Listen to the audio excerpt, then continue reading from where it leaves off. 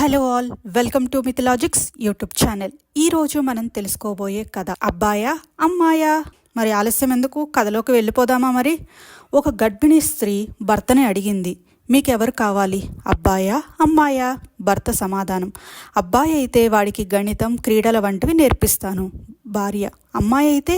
భర్త, నేను ఆ అమ్మాయికి ఏమీ నేర్పించాల్సిన అవసరం లేదు, ఎందుకంటే రేపు ఆ అమ్మాయే అన్నీ మళ్ళీ నాకు నేర్పిస్తుంది. ఎలా డ్రెస్ చేసుకోవాలి, ఎలా తినాలి వంటివెన్నో.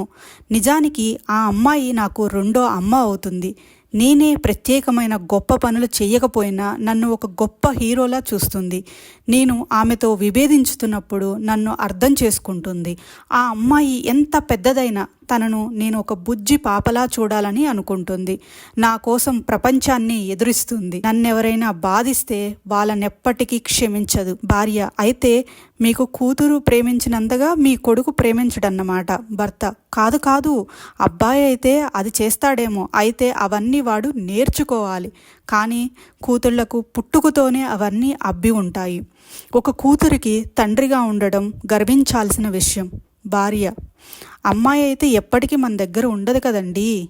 భర్త సమాధానం, కానీ ఆమె హృదయంలో మనం శాశ్వతంగా ఉంటాం. కాబట్టి అమ్మాయి ఎక్కడికి పోయినా పెద్ద తేడా ఉండదు. అపారమైన ప్రేమాభిమానాలు కలిగిన దేవతలు కూతుళ్ళు. Hope you like this story. Thank you.